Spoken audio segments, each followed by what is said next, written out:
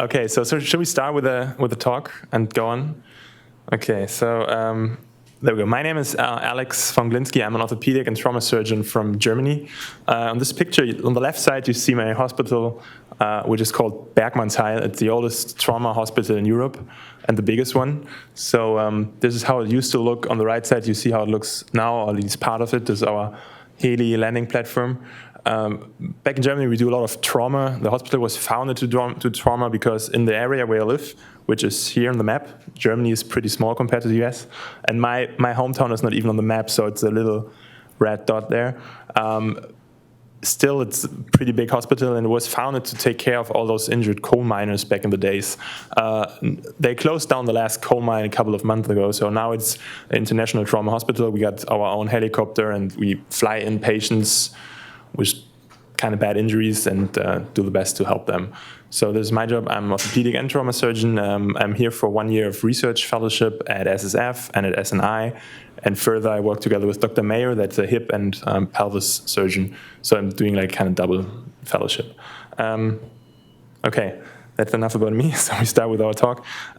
So yesterday we started with the spine and the brain, which is pretty much very important part of the body, but there's much more to learn. And for those of you guys who want to go to any kind of medical job, there's much more about anatomy you have to learn. So this picture is from a comic book.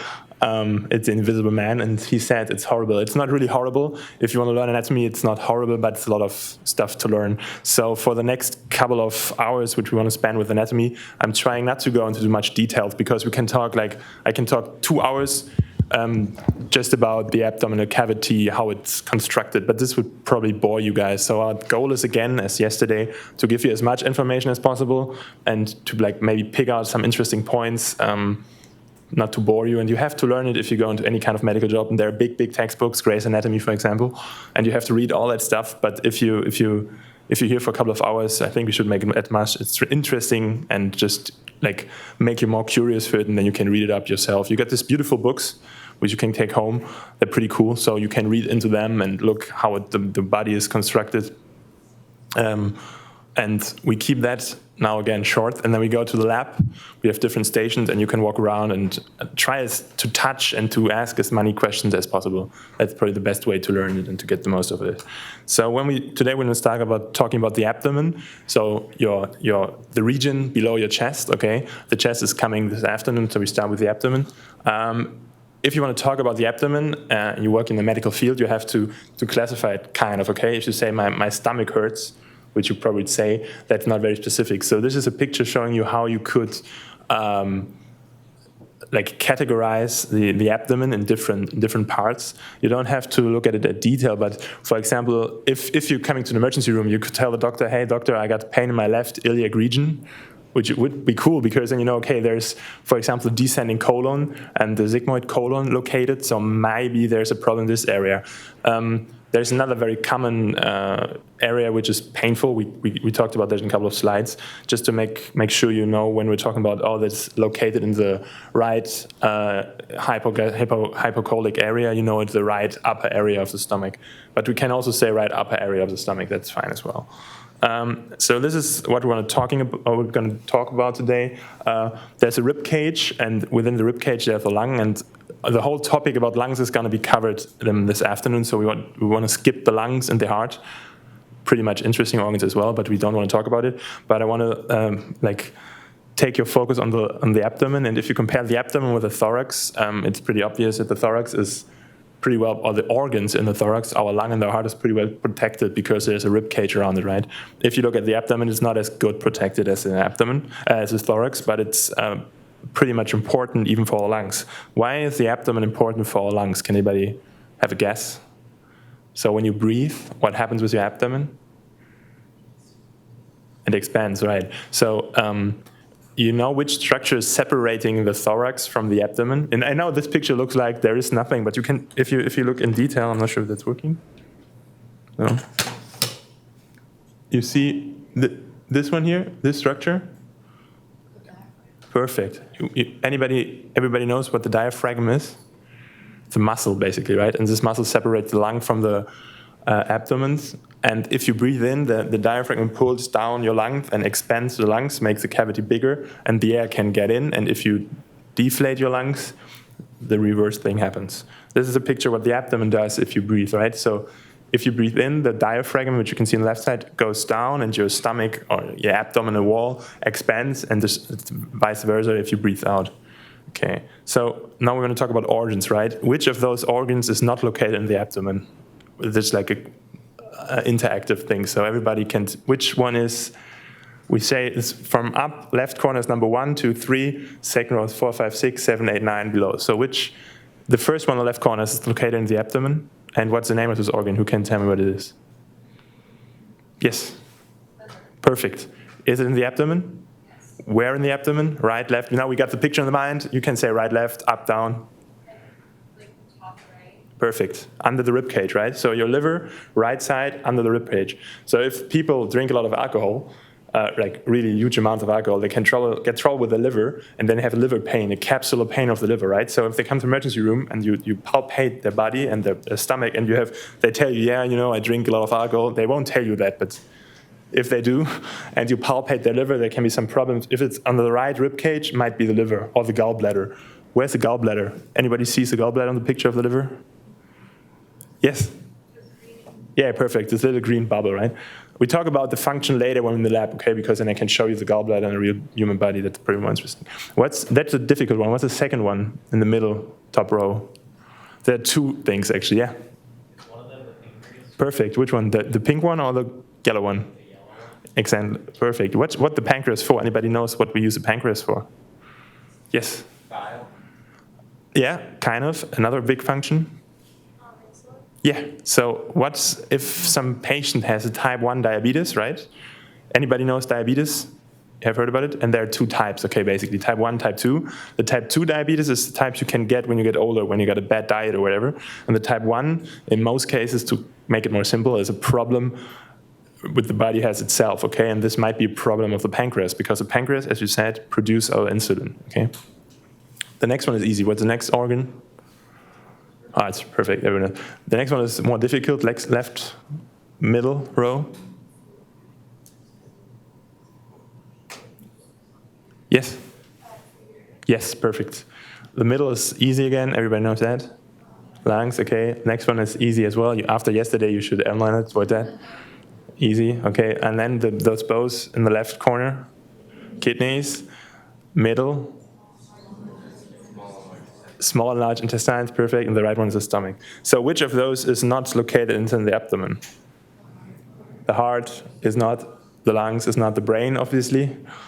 Okay, and there we go. This. There we go. This is the next picture. So we start with the upper part of our abdomen, okay? And the most important part about this is all pictures, and they're pretty nice painted pictures, but if you see it in the lab, it looks kind of difficult, and it's not that easy to distinguish between the large intestine and the small intestine. So when I was in med school, we started using these textbooks, and you're like, oh, that's easy. Every artery is red, every vein is blue, every nerve is yellow. But when you go into in a cadaver, or even in an OR, it's not that way, okay? So it's very hard to distinguish between an artery and the vein, especially in cadaver, because in real life, what is the difference between the artery and the vein? If there's in the human body who's alive and the heart is beating?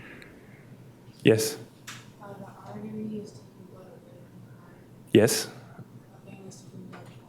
Okay, so the blood color would differ, right? If you cut them open, in one is dark, or like darker blood, and the one is the red is more bright. Which one is the brighter blood, artery or vein? So if you get bleeding, you look at it and say, oh, that's a nice red, or that's like a bluish red. Which one is the artery blood? Nice red. Nice red is artery, right? Why is it red? Perfect, excellent. And another good thing to do when in an OR, on the people are alive usually, you have two different vessels, right? So you can touch them. What's the difference in terms of how they feel? What would you expect if you touch an artery in a living body? High pressure, yeah. They are more dense, and something different again. Like pressure is good, but what do you feel if you palpate it? If you put your fingers here, you feel that's your heartbeat, right? You got it? And that's an artery, because the arteries, they pulsate. A vein doesn't pulsate. So if you look in the human body and you see the structure that's like pulsating, that's an artery, because the heart, as you said, they carry the blood away from the heart. So the heart pumps the blood into the artery, and therefore they show these vibrations, which you can palpate, okay? And you can measure your pulse. When you palpate your artery here, you basically feel your heartbeat, okay? Beautiful. So this is a picture of the upper region of the abdominal cavity. So again, what's that big structure we're looking at, that grayish one? You can't say nothing wrong now because you don't have to know. It's just gallbladder is greenish. So the gallbladder is the left corner. So what the gallbladder attached to? Liver. Who said liver? That was excellent. Liver. So liver, gallbladder, and what's that round curved structure? Stomach. Perfect. Okay, how much liter water can you put in your stomach approximately? Without feeling uncomfortable, and when do you start feeling uncomfortable? Average. Just have a guess. Okay, have you without feeling uncomfortable, maybe 2 to 3 liters?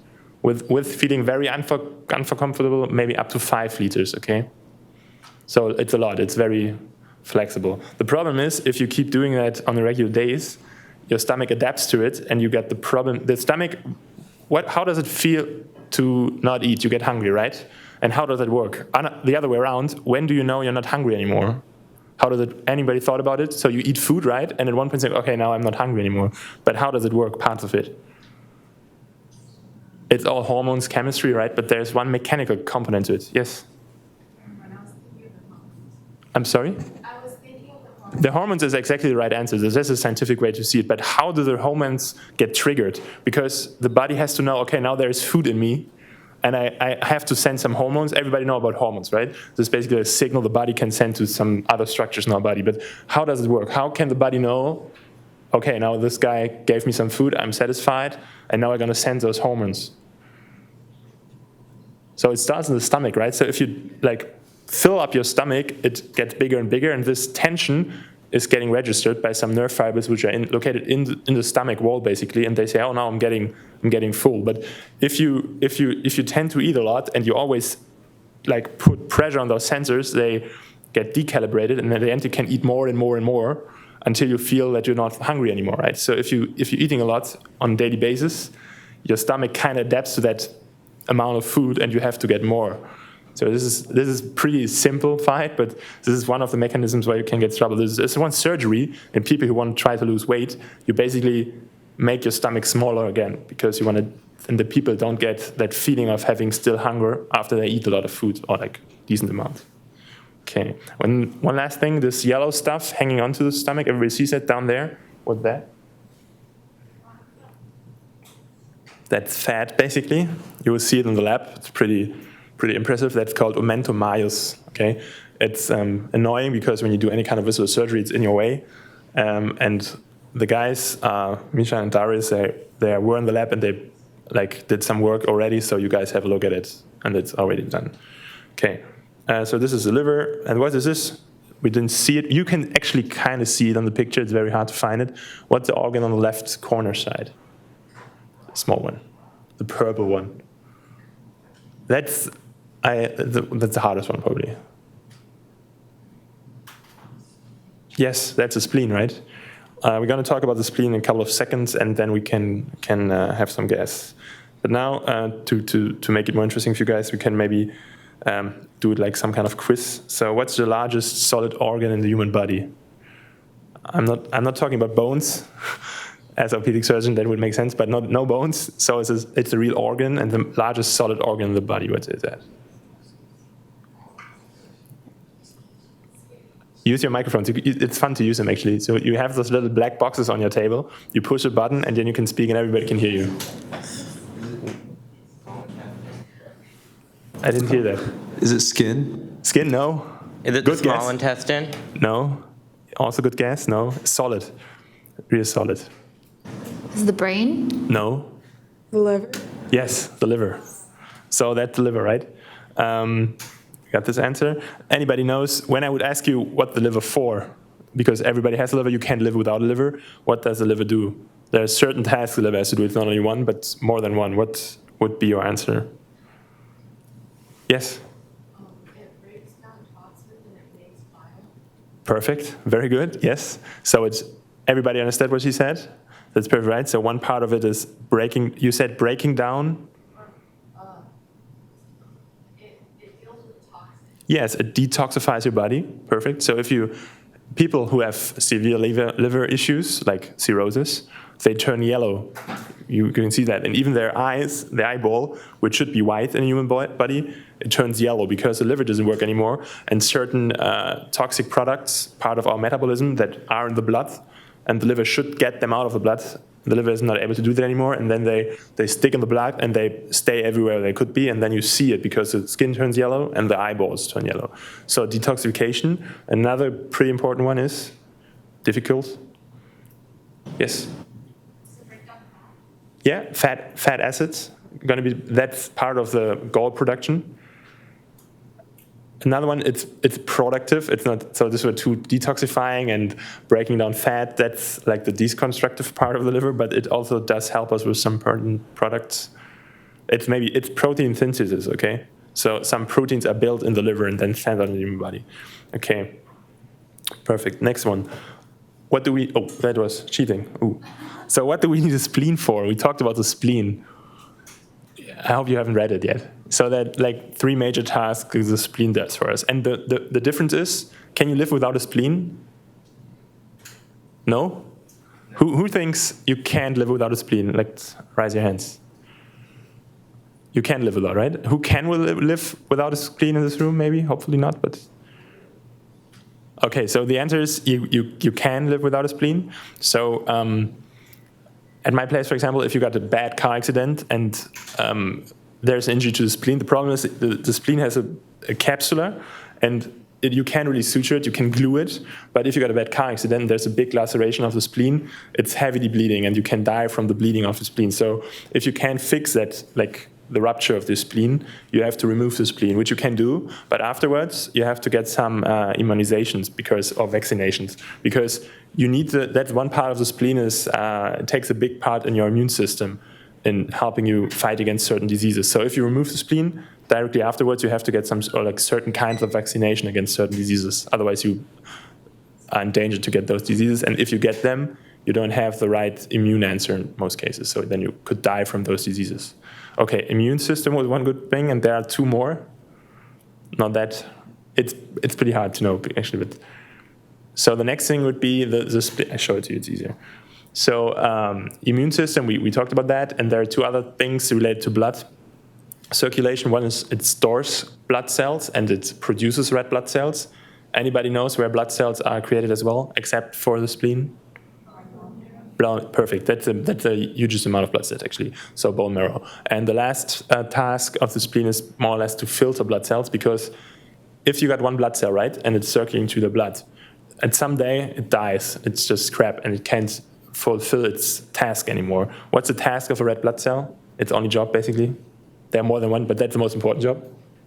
Carry oxygen to the body. Exactly. So the blood cells, the red blood cells, they carry our oxygen from our lung to our organs, okay? And they can do it for a certain amount of time, but after one certain amount of time, they're not doing that at a sufficient level anymore, and then they have to get out of our blood circle, because then they clot and stuff, so they're not useful for our body anymore. So this is a part the spleen plays a big role. It filters those bad blood cells or those useless blood cells and gets them out of our circulation, okay?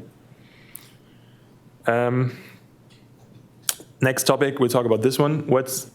So we were in the upper part of the abdomen, right? We saw the liver, the spleen, the stomach, so now we're in the lower part. We lifted up those omentum majus, it's this yellow stuff right there. You imagine the first picture, right? It was hanging down from our stomach, so if you pull it up, you see this picture. What is this?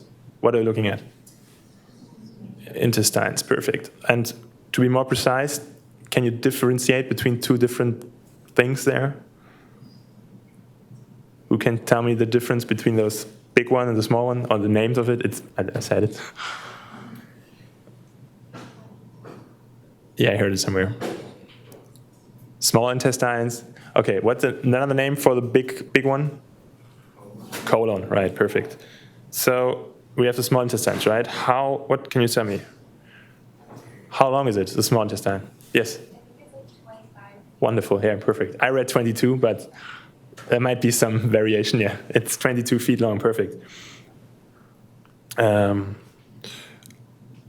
what does it do, basically? So if you eat a slice of pizza or later on you eat a bagel, it is in the stomach, and then, yeah.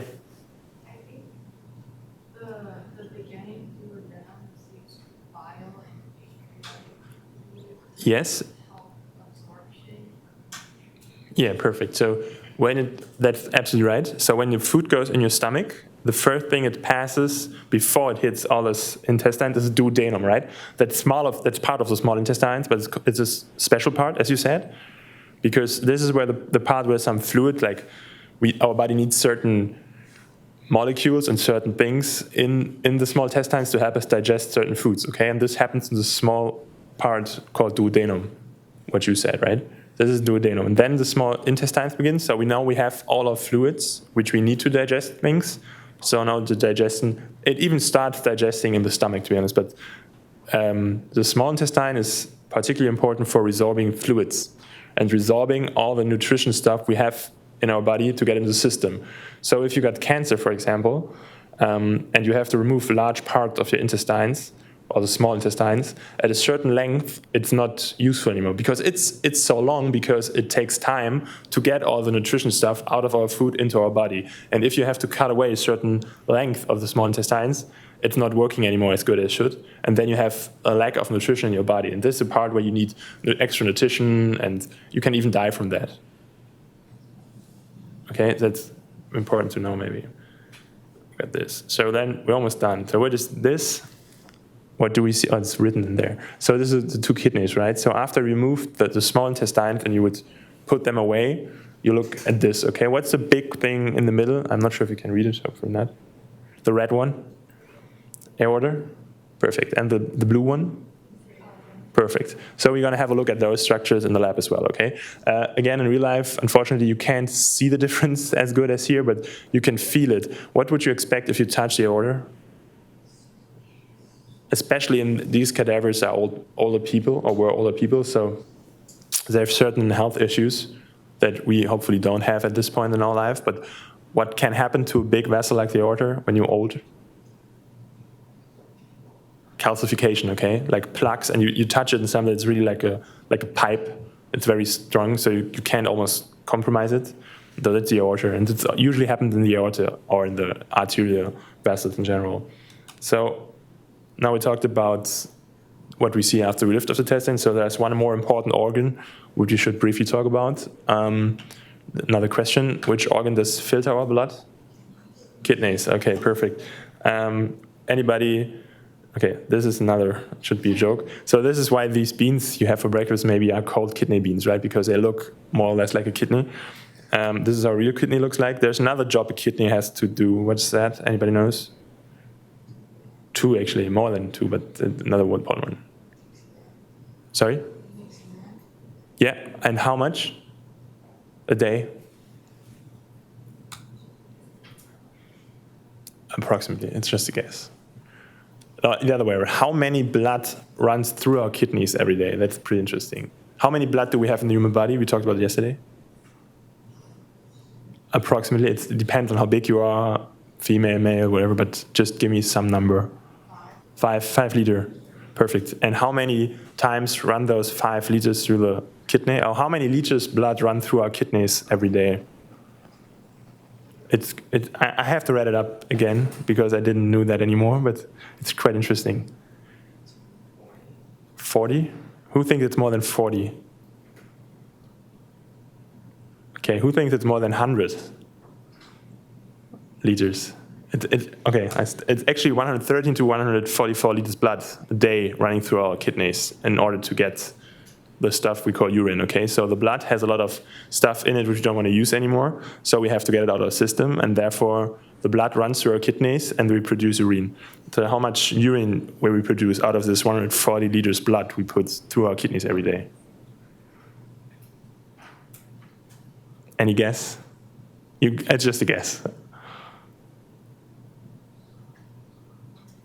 Who thinks it's more than, who thinks, I give you 4 numbers, okay? Like if you do the medical exam or the board exams or the USMLE better, you have to choose always between answers. So it's just fair to give you a couple of answers, okay? So this is a USMLE question. How many liters of urine do you produce? Answer A is 1, answer B is 10, answer C is 5, answer 6 is 2, whatever. Which is the closest one? I don't remember what it said now.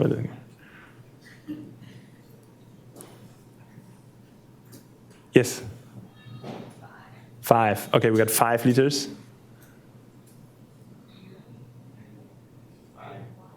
5. I think it's either 2 or 5. 2 or 5. Okay, now you have to choose?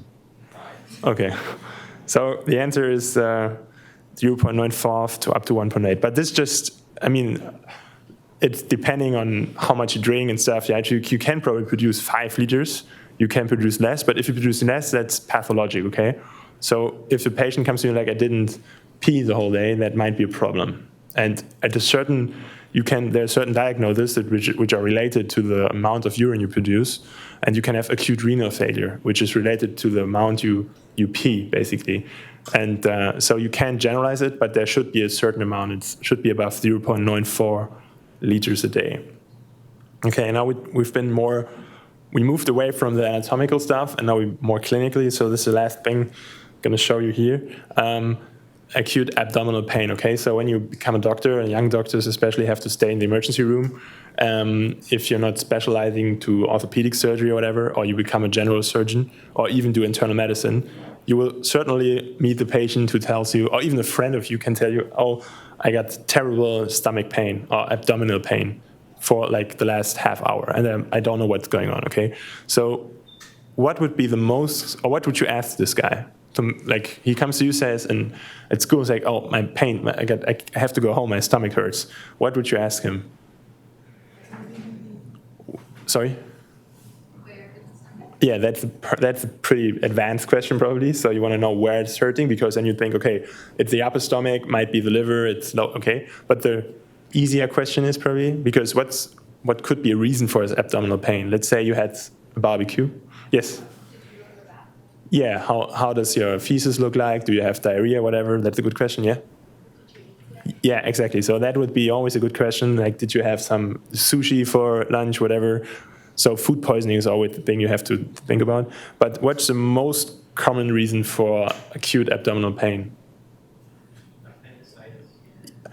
That's what I want to talk about, but it's the second most common reason. So if you look at studies, I looked it up today, the most common reason is called NSAP, so non-specific abdominal pain, which means they didn't find out what was the reason, okay? So these are the guys who come to the emergency room and tell them, I got stomach pain. Then they do like your ultrasound investigation. They don't find anything. They do bloods. There's no elevated levels of inflammation markers. So they tell them, hey, we don't really know what's going on. You might stay here for a night. We have eye on you. And the next day, oh, I'm feeling good again. I go home. So these are the guys where we don't know what their problem was. So this is called non-specific abdominal pain. After you, it's basically not, it's officially a diagnosis, I guess. But so the second most common part exactly is appendicitis. So this is what you have to think about. Anybody knows what appendicitis is? Nodding, yes. It's like when your appendix is like gonna explode and it, Yeah. if you don't remove it, you could die. Yeah.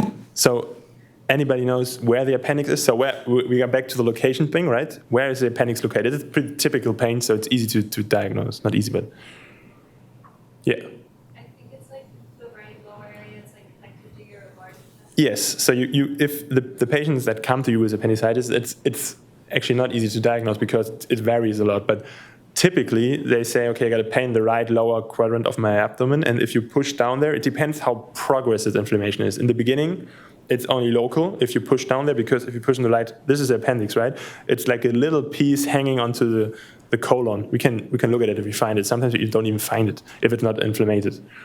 In the beginning, they just have the pain there if you push on it, but if you wait, the pain from this little thing, it just takes over the whole abdominal cavity, because the abdominal cavity is surrounded by a skin. It's called peritoneum, and this can get inflamed. And if you got an inflammation of your peritoneum, your whole stomach hurts. It's a complete different clinical appearance, right? So if you wait long enough at home with that, and you say, oh, it's painful, but I don't do anything, and it's getting worse and worse, and then inflammation takes over your whole peritoneal cavity, then it's a real emergency. I mean, even appendicitis is an emergency, and in most cases get operated, but if you got a peritonitis out of it, it's even worse.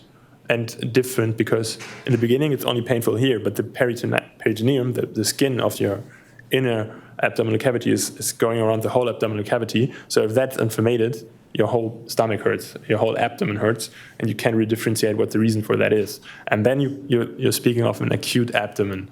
So that's not acute abdominal pain. An acute abdomen is an absolute emergency. And if that comes to hospital, everybody is pretty worried about you, because there can be thousands of reasons for that, and then nobody knows what's going on. But if you tell them, guys, it started in my right lower abdomen like yesterday, and I didn't go to the doctor, and now I'm here, that's most likely the appendix. Or not most likely, but that would be a good reason to look for the appendix, which we would do anyway, but okay.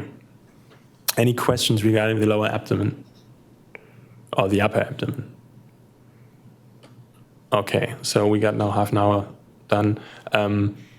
In the lab, we're gonna have 2 cadavers with abdomens, so you can split into, like, make sure you split in each, that each group has the same amount of people more or less, and there are 2 med students down there doing the abdominal stuff. I walk around and look at them too, but they're pretty fit because they learned it for their exams, so they know more about anatomy as I do probably in this area. And we didn't talk about it in the presentation, but we have a knee and an elbow. So you kind of look at the knee joint and the elbow joint. Okay, they are not dissected yet. I start looking at the hand, so I'll be there, and you can look at it, and we talk about it there. Okay, but make sure you wander around and you see each cadaver.